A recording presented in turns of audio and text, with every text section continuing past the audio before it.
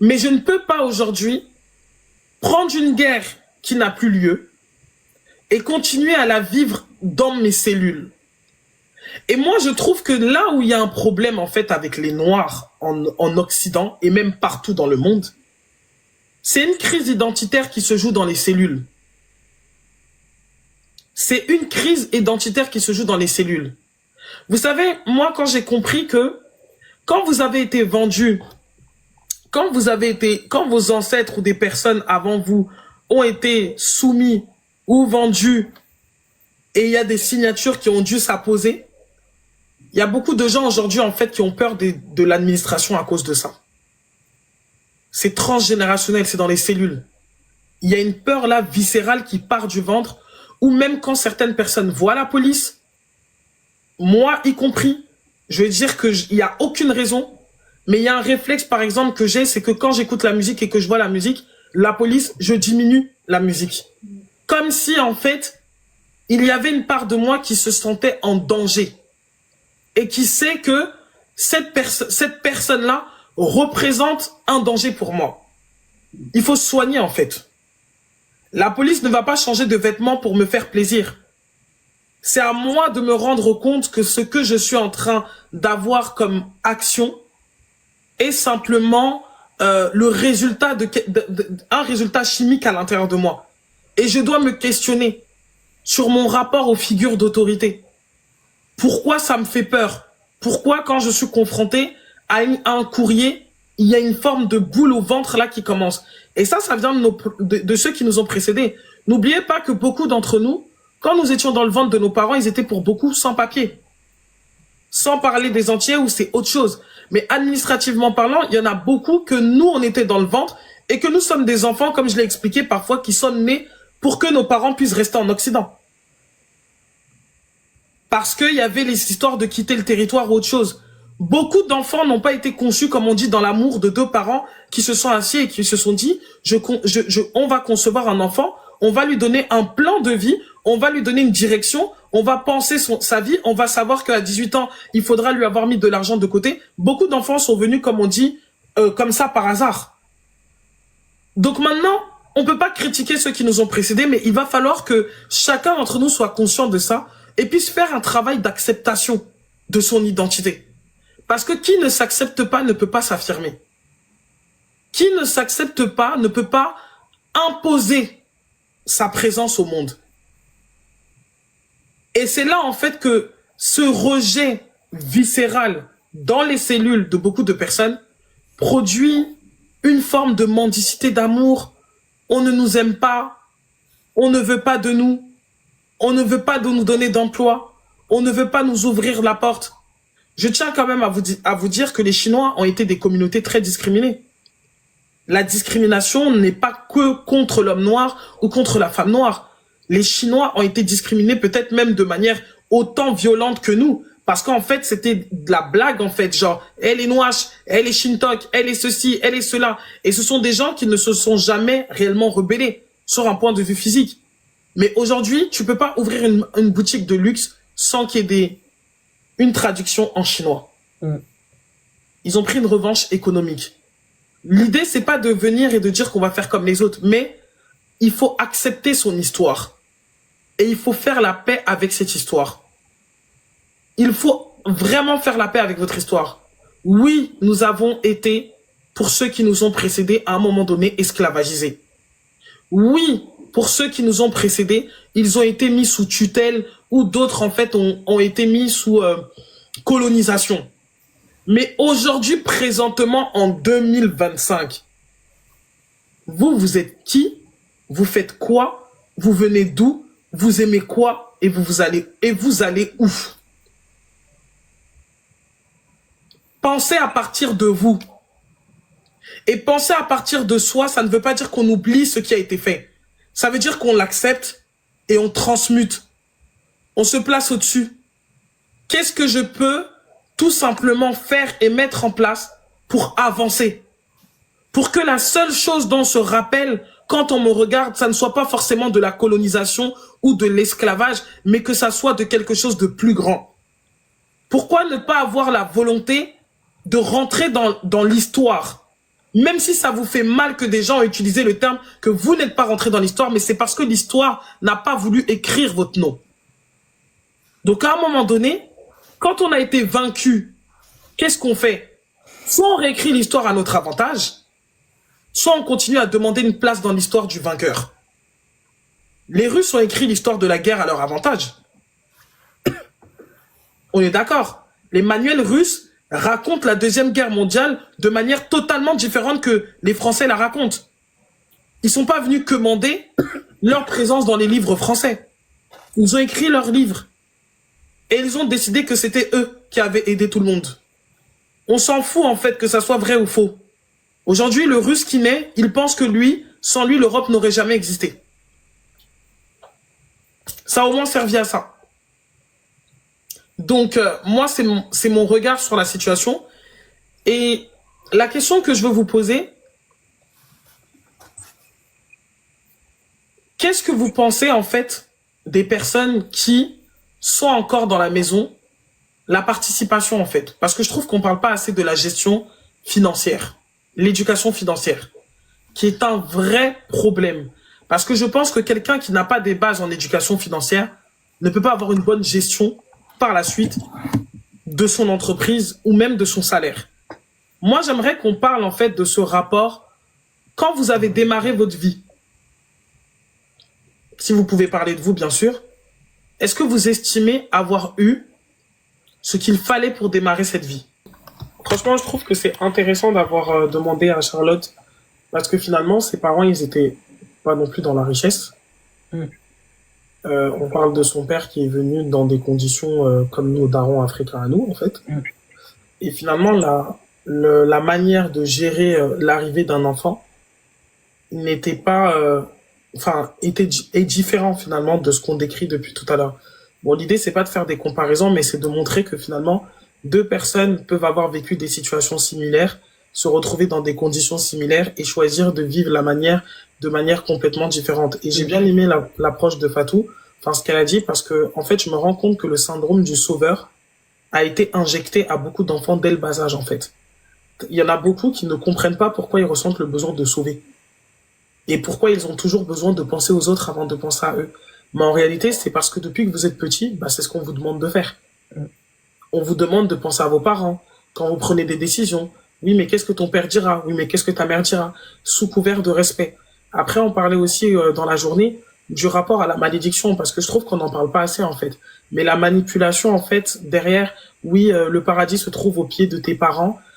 Si tu fais pas ci, ou tu n'obéis pas, ou tu ne fais pas les choses comme on te dit, tu seras maudit, tu n'auras pas ceci, tu n'auras pas cela. Et finalement, moi, j'ai bien apprécié le fait que, déjà, Charlotte, elle s'exprime, parce que ça permet de comprendre que même si tes parents ont fait de leur mieux pour que tu commences avec quelque chose dans ta vie, en fait, le rapport à l'argent, on comprend que c'est transgénérationnel. Le rapport à la grandeur, c'est de la programmation. C'est-à-dire que si tu as grandi dans un environnement, comme elle le disait, où elle était, issue de la banlieue, se retrouvant dans un environnement où il y avait que des bourgeois. Donc, en fait, tu comprends que on en revient à ce que le mental, il est programmable, en fait. C'est-à-dire que si elle avait peut-être eu des parents qui l'avaient programmée à la grandeur, cette dissociation-là, ce sentiment de se dire que je dois choisir entre la Charlotte pauvre et la Charlotte riche, ou en tout cas qui veut être riche, et en fait, ce sentiment, il n'aurait pas été là. Donc déjà, c'est pas juste une question de banlieue, mais je dirais, c'est vraiment l'environnement dans lequel on grandit. Est-ce que à la maison, l'argent est un sujet qui pose problème ou pas? Est-ce que la grandeur, est-ce que la vocation à être au sommet, comme par exemple tout à l'heure Cindy elle disait, on n'attendait pas tant on attendait rien d'elle. Sauf que c'est quand même assez dangereux qu'un enfant n'attende rien de lui, parce que finalement il ne peut pas se fixer d'objectifs, il peut avoir du mal à se fixer des buts. Heureusement qu'elle avait une personnalité suffisamment forte pour justement décider qu'elle allait se fixer des buts par elle-même, mais tout le monde n'est pas doté d'une personnalité aussi forte et structurée en fait. Donc on le voit que tout au long de sa vie, quand elle a parlé de son parcours, que c'est quelqu'un de combatif qui prend des initiatives pour elle-même.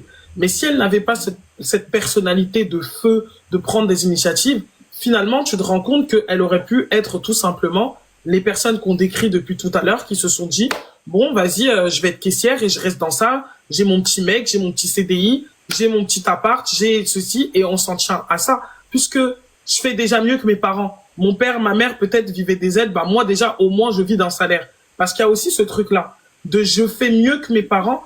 Et donc, comme il y a déjà une extrême précarité, le fait que les gens fassent un peu plus que ce qu'ils ont observé et vu, et qu'on les félicite d'avoir été au-dessus finalement de ceux qui étaient déjà précaires, bah très souvent j'ai l'impression en fait que c'est des encouragements, certes ça fait plaisir, mais en fait ça nous fait aussi parfois nous reposer sur des acquis en se disant ouais c'est assez.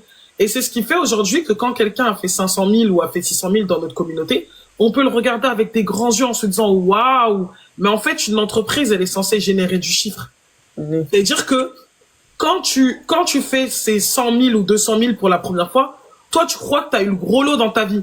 Et puis après, tu commences à te renseigner et tu comprends que tu n'es même pas dans l'échelle du commencement de l'échelle. C'est-à-dire que tu n'es pas dans la bonne échelle. Tu es encore dans une autre échelle de je m'essaye. Parce que nous ne sommes pas confrontés à voir finalement la grandeur. Et là, pourquoi je voulais que Charlotte, elle intervienne? Parce que vous comprendrez finalement que la grandeur, ce n'est pas une question de est-ce que j'ai reçu ou pas de l'argent en temps et en heure. Par exemple, on a payé son école, on a payé certaines choses, elle a eu des avantages que peut-être d'autres n'ont pas eu, mais ça n'empêche que l'esprit de grandeur, ben en fait, c'est pas quelque chose qui a été transmis dans l'éducation. Donc déjà, il faut qu'on se déconstruise ce rapport à la petitesse, à la précarité, à se courber constamment, à s'adapter aux autres, à ne pas affirmer et à ne pas revendiquer qu'on a le droit de vivre exactement ce qu'on veut. Et en dehors de ça, ce que je disais sur le fait de commencer sa vie, moi, je me rends compte qu'il y a vraiment beaucoup de choses qui doivent être déconstruites. Comme je l'ai dit, il y a les malédictions. Le fait, par exemple, c'est culturel chez nous de donner le premier salaire aux parents. Mais c'est quand même assez particulier parce que au final, tu donnes tout ton salaire et en fait, ça intègre une vérité dans ton esprit. Au final, tu bosses pour les autres. Ça met comme une forme de oui au fait que tu devras toujours être disponible pour le faire. Donc, c'est vrai que pour appartenir au groupe, c'est quelque chose, ouais, c'est bien, mon enfant a ramené son salaire, elle m'a donné, j'ai béni sa vie. Mais en fait, est-ce qu'il n'y a pas un rapport à la superstition qui est très important au sein de nos cultures?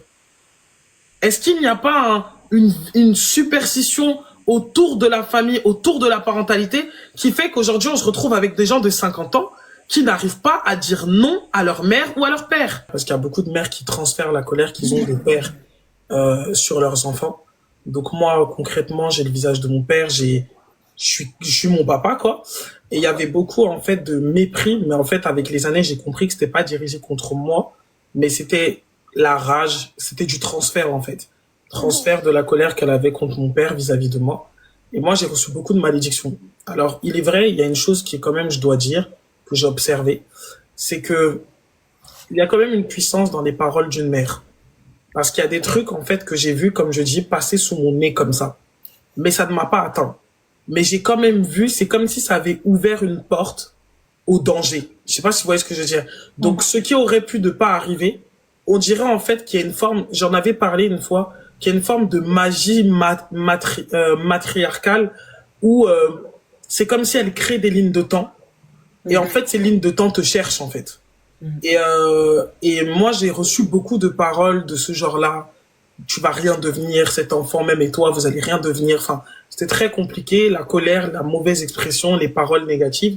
Et en fait, en fin de compte, je disais tout à l'heure à Fatou et à Cindy avec qui j'étais au téléphone, moi, ça me fait rire parce que la même bouche qui avait maudit, c'est la même bouche maintenant qui a utilisé les choses que j'ai pu accomplir pour commencer à s'enorgueillir et dire que c'est ma fille qui a fait ça et elle est comme ci, elle est comme ça. Donc moi je pense qu'il y a aussi beaucoup de parents qui sont très irresponsables et il faut accepter aussi l'idée que n'est pas parent qui veut, mais qui veut. On donne beaucoup le statut, vous savez, c'est un père, c'est une mère, alors que beaucoup d'entre eux en fait sont restés des enfants qui ont fait d'autres enfants. Il y en a beaucoup qui n'ont pas du tout d'intelligence émotionnelle. Pour ne pas dire peu, je dis bien pas du tout d'intelligence émotionnelle. Ça veut dire que eux, tu trouves des mères qui font la guerre avec leurs filles comme si elles étaient des adolescentes. Et tu comprends que cette maman, elle n'a que le cheveu blanc en fait. Sinon, mentalement parlant, on est bloqué à 16 ou 17 ans. Il y a beaucoup de relations mère-fille comme ça qui ne se passent pas mal, qui ne se passent pas bien parce qu'on est face à des mères qui ne se sont jamais épanouies en tant que femmes et qui sont frustrées. Et moi, je trouve que l'épanouissement est très, très important. Et justement, aujourd'hui, on parle finalement, parce qu'on va aller maintenant sur la solution, sur les choses que vous conseillez, mais je trouve que c'est important de mettre en avant l'importance de l'épanouissement, surtout pour les femmes. Parce que tout à l'heure, on parlait de la force. Je disais que ce sont justement ces manquements qui emmènent les femmes à devenir fortes constamment. Et finalement, lorsqu'on vous demande de ne plus être forte, bah vous ne savez plus faire sans la force. Parce qu'à la base, la force, cette puissance d'action, c'est quelque chose de très masculin quand même. Et on se retrouve aujourd'hui, en tant que femme, à devoir apprendre finalement, à un âge adulte, à redevenir des femmes. Comme s'il y avait quelque chose qui avait été bloqué. Et c'est normal parce qu'on a dû compenser, comme Madina disait, tu pars déjà avec un déficit. Tu compenses parfois l'absence d'un père. Et quand je parle de l'absence d'un père, c'est pas forcément physique.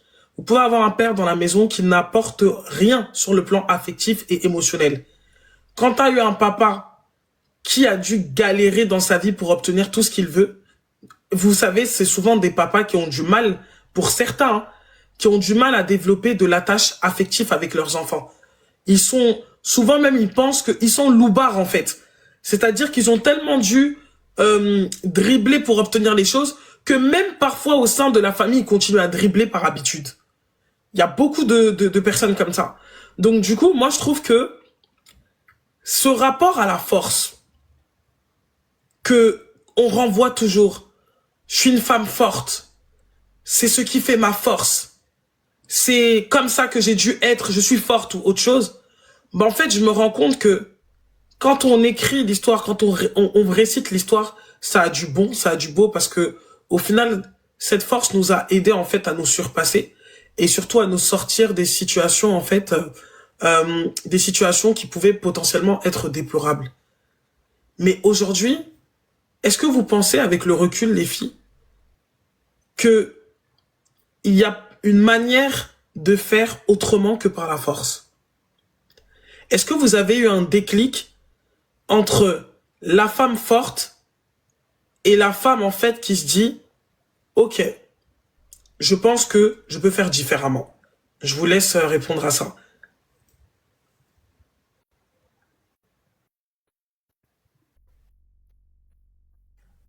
Madina, ton micro. Allez-y les filles, hein, je réfléchis à comment répondre. Cindy, tu veux répondre? Oui. Et aujourd'hui, c'est totalement ce que je me dis, que je peux faire différemment. Et c'est un peu à travers toi, justement, que je suis arrivée à ce chemin-là. Mais oui, je pense totalement qu'on peut faire différemment, à accepter sa part de vulnérabilité quelque part et à se dire oui, là je peux pas. Là je peux pas. Pour moi, c'était très très dur de me rendre compte de cela, de me dire, de m'imposer des limites, parce qu'en fait, ce côté de la femme forte, chez nous, je vais surtout parler de choses que je connais et je maîtrise, et je vais évoquer la femme potomitan. Chez nous, on appelle ça, je voyais ça comme un symbole. Jusqu'à encore il y a un an, je voyais la femme potomitan, pardon, comme un symbole. On met en avant le fait que aujourd'hui aux Antilles, pour nous, ce qui est différent, après je maîtrise pas toutes les cultures, mais aux Antilles, on a cette figure où la femme s'occupe de tout. Elle est contrôlante et elle s'occupe de tout. Le père n'est pas présent. Il peut être présent, donc on va dire en tant que personnage, oui, il constitue la famille, mais il n'est pas présent dans l'éducation. C'est toujours la maman qui va tout maîtriser, c'est la maman qui va au rendez-vous, c'est la maman qui gronde, c'est la maman qui aussi est là pour donner de l'affection, c'est la maman qui contrôle tout, c'est la maman qui pense à tout. Moi, je l'ai vécu et je l'ai manifesté même dans ma conduite. C'était je devais tout contrôler, je devais tout avoir, je devais tout faire constamment. Jusqu'à un moment où je me suis dit stop. Jusqu'à un moment où je me suis dit c'est pas possible, je peux pas tout contrôler. Il m'a fallu, aujourd'hui je vous parle de ça, j'ai 29 ans. Il a fallu que je me retrouve face à une psychologue et qui me dit, vous voyez pas là un symbole de toute puissance? Pourquoi vous avez besoin de contrôler? Pourquoi vous avez besoin de tout savoir? Pourquoi vous avez besoin de tout faire? Et c'est pour ça que j'ai lâché prise justement sur l'entreprise, parce que je me rendais compte que je voulais tout, être forte dans tout. Il faut que je sois en capacité de vendre, il faut que je sois en capacité de gérer la boîte, il faut que je sois en capacité de m'occuper des enfants, il faut que je sois en capacité de faire ça. Sinon, je suis pas bien. Et ce symbole, je parle beaucoup des Antillais parce que il se voit aussi physiquement. Et tu l'avais énoncé lors d'un live où très clairement cette force symbolise l'énergie masculine. Moi, j'ai regardé les femmes de ma famille et j'ai remarqué qu'elles avaient toutes une carrure très masculine. Et je me suis dit, mais waouh, c'est choquant. J'ai regardé ma mère. Du côté de la famille de ma mère, ils sont très, très grands. Donc, ma mère était grande, ma mère a fait du basket. Je regarde ma tante, toujours des pointures qui dépassent le 40, par exemple. Et je regardais les cousines de ma mère, c'était pareil. Et je me suis dit, quand tu avais parlé de ça dans ton live, je me suis dit, c'est troublant. C'est troublant et c'est pas normal. Et c'est à ce moment-là que je me suis dit, non, je refuse. Je refuse, moi, d'émaner encore cela pour moi même et pour ma descendance. Donc oui, cette force, je pense qu'il faut qu'on apprenne à accepter notre part de vulnérabilité. Elle n'est pas... Il faut se dire que c'est pas une faiblesse. Beaucoup pensent que c'est une faiblesse. Quelque part, ça montre aussi qu'on a cette énergie féminine. Ça montre aussi qu'on est une femme, qu'on est une femme avant d'être mère, avant d'être ce symbole qui gère tout le foyer. On est des femmes. On est venu premièrement pour incarner. On est venu pour incarner en tant qu'enfant, en tant que bébé, en tant que fille et en tant que femme. Avant d'être mère, je suis avant tout une femme. Et c'est difficile de l'accepter. Mais quand on arrive à ce déclic et que moi, je me suis retrouvée dans une situation où la situation dont tu la connais, princesse, dans laquelle je me suis retrouvée, c'était on me coupe tout. On m'a tout coupé. On m'a coupé toutes les choses qui me permettaient d'avoir le contrôle sur tout. Quand je me suis retrouvée face à ça, je me suis dit, Cindy, tu fais quoi? Qu'est-ce que tu fais maintenant? Quand on me dit, ouais, bah non, tu gères plus la boîte, je t'enlève tes cartes, je te bloque les accès sur les comptes, tu gères plus rien, etc. Tu te retrouves dans cette situation et on dit très clairement, oh, c'est bon, j'ai plus besoin de toi. Ça fait mal. Ça fait mal et là tu dis non. Accepte. Là je pouvais que accepter parce qu'en fait on m'a mis devant le fait accompli. Et pour revenir, il faut savoir accepter ce côté-là parce que ça nous rattache à notre énergie féminine, ça nous rattache à notre être, à notre soi. Et ça nous permet aussi de se dire, ouais, non, là, faut que je fasse faut que je fasse pas un break, mais faut que je me reconnecte à ce que je dois être réellement. Donc voilà, en tout cas, c'était pour expliquer pour ma part. En tout cas, merci. Moi, personnellement, je te trouve beaucoup plus apaisé. Après, je dirais pas, c'est toi qui sais où t'en es, mais en vérité, moi, je te trouve apaisé et je trouve que on est vraiment dans un processus de transition, d'acceptation. Et bravo, en fait, pour ce changement, parce que quand on a été une femme forte pendant longtemps, quand on a dû faire face toute seule et qu'on a trouvé j'aime bien ce que la psychologue a dit, ce sentiment de toute puissance. Parce que au final, c'est souvent des femmes qui ont été mises de côté, rejetées ou abandonnées.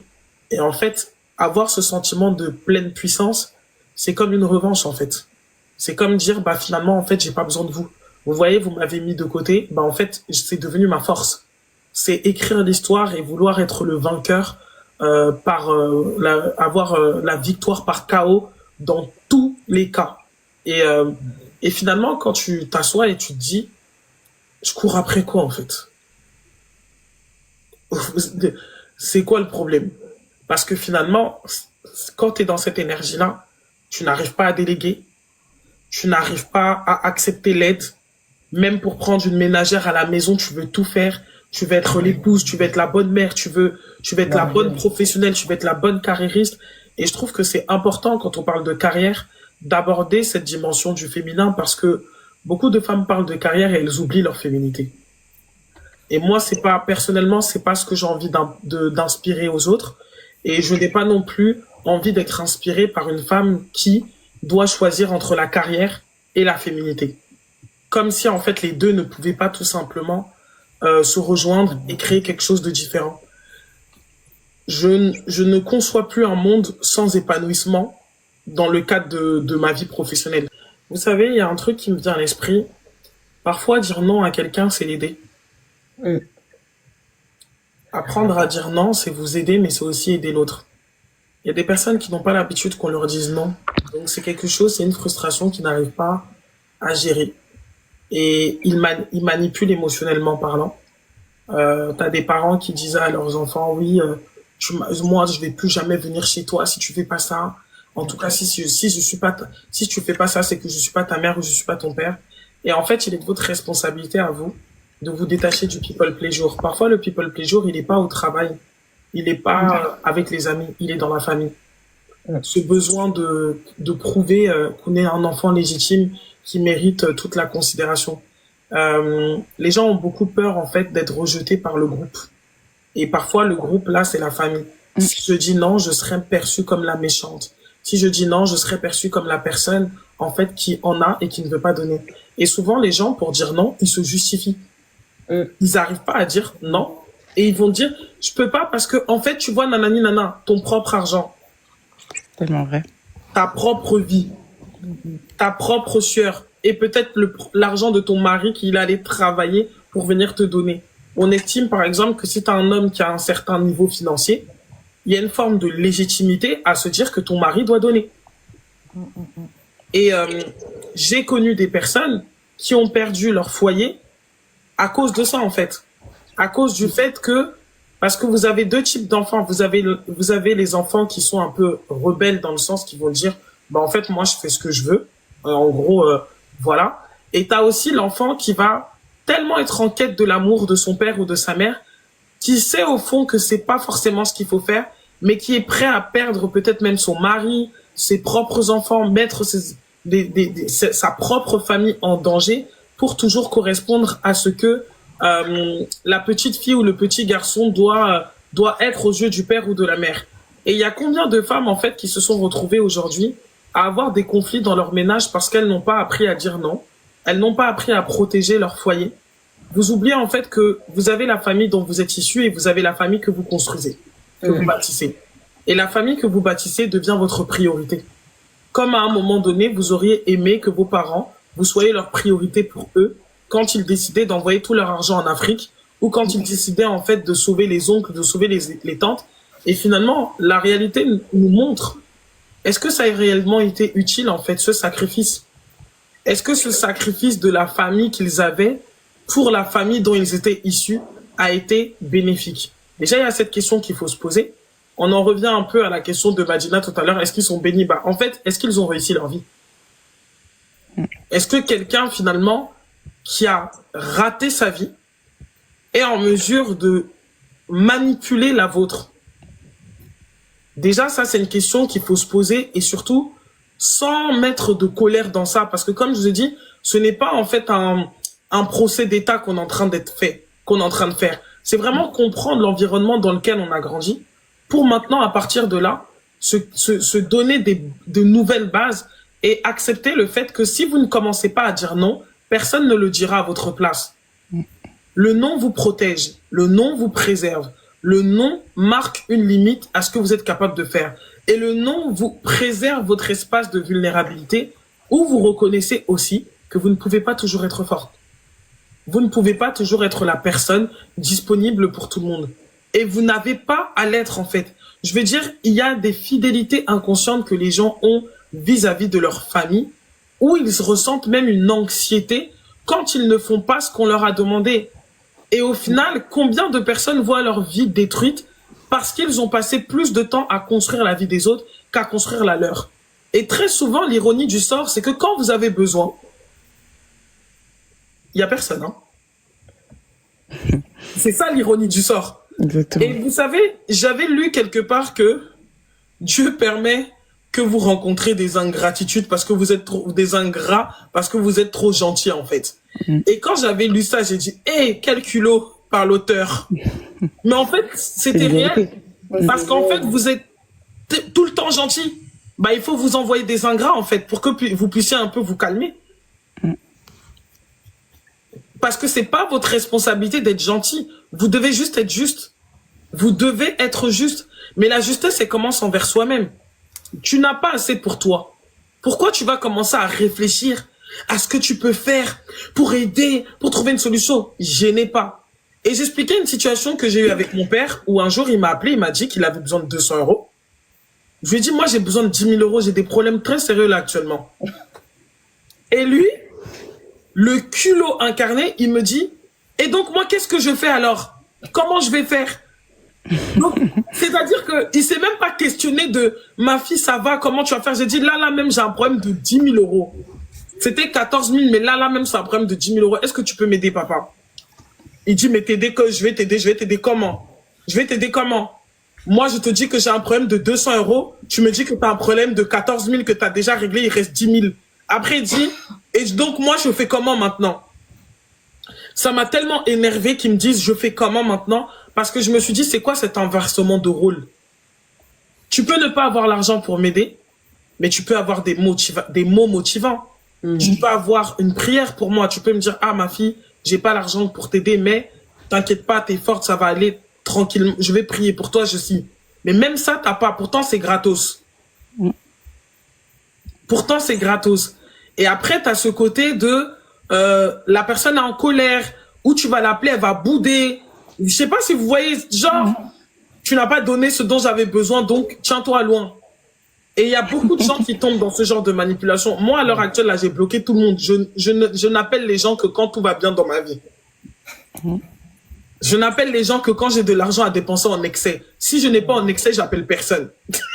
Et franchement, ça me va comme ça. Sentez-vous légitime de vivre votre vie comme vous l'entendez. Parce qu'au final, c'est aussi ça de couper le cordon ombilical. Vous avez reçu une éducation sur laquelle vous ne crachez pas. Mais après, il y a vos propres valeurs que vous développez au cours de votre histoire et de votre existence. Charlotte, tu avais relevé des questions?